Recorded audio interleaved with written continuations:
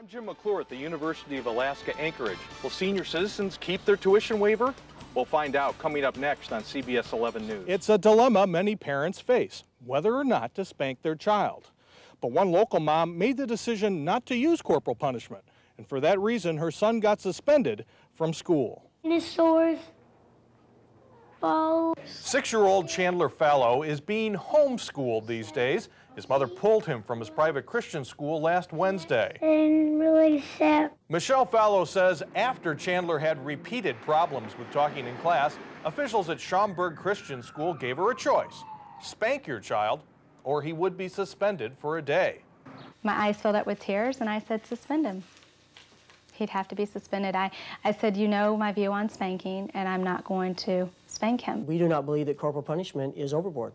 Randy Thaxton is the school's administrator. He says parents are never forced to spank kids, but if bad behavior escalates, they may be given a choice between suspension and spanking.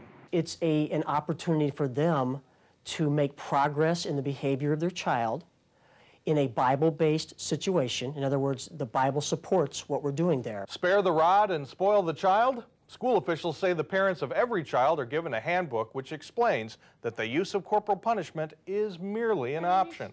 Chandler's mom says she signed the letter last year, but not this year, and has decided that Chandler won't be returning to Schaumburg Christian School. I don't feel like a school has the right to force an ultimatum of corporal punishment. Corporal punishment has been outlawed in public schools for more than a decade. As for Schaumburg Christian, it's a private school. They have no plans to review their policy. As for Chandler, his mom says he'll be enrolled in a public school next week. Candlewood tenants are talking about a series of problems with prowlers outside their windows. But this is a situation they've talked about before. Bonnie and Jim Luther say the appearance of strangers is all too familiar. But we had a problem with it last summer, very badly, for like, what, 2-3 months straight? But that was enough to really want us to try to get some security, or at least get some lights put up out back. And we asked the management last year to have this done, and it never got done. A cluster of neighbors say a prowler was again attempting to damage or remove window screens before being scared off Tuesday night. It's been sliced all the way across. They say wall lights are too dim and too far apart to ward off strangers. This area right in here is completely dark. And the people are scared. My husband's on sea trials, and he left me with a shotgun. I had the shotgun loaded in the bed beside me.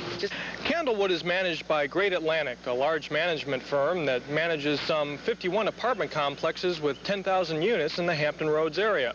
A vice president with the firm declined to comment on camera. However, he did respond in a telephone interview. A Great Atlantic vice president says every step is being taken to continually assure that our tenants live in a safe environment. The executive says windows in Candlewood are the newest in the Great Atlantic system. Residents say they don't lock properly. I had a maintenance man come look at it, and the only thing he done is pushed on the window sill, and he says, it's locked now. Well, I came right back outside and opened up. My window is locked right now. Tenants have tried to form a neighborhood watch group. We started when we tried to. We asked management about it. We got up a list of names, took it to them. They said, don't even try it. Anybody's name that's on this list is going to get evicted.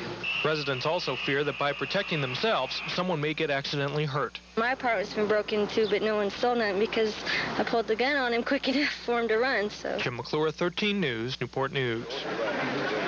Governor Dukakis? Governor Dukakis? I'm from Virginia. I wanted to ask you a question about our governor becoming head of the NGA and how he might fare under a Dukakis presidency in terms of hearing state issues. The governors are going to be very important if I'm president. Lyle's fellow governors voted for him to be chairman, due in part to the urgings of former NGA chair Bill Clinton of Arkansas.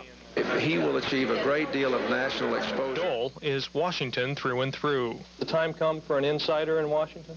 I think so. And it's based on surveys. Again, polls aren't any good unless they show you ahead. How will you carry on, Senator? How will you carry on, sir? Let me tell you this. I'll make this comment. Peter Bablis has never taken a dive in his life, nor has he run away from any fight. Well, Peter Bablis didn't run away from this fight. After 2 years, he saw it through, and he lost. He has been censured. However, he retains his Senate seat. He retains his position as chairman of the Rules Committee in the Senate. This is Jim McClure reporting live from the state capitol.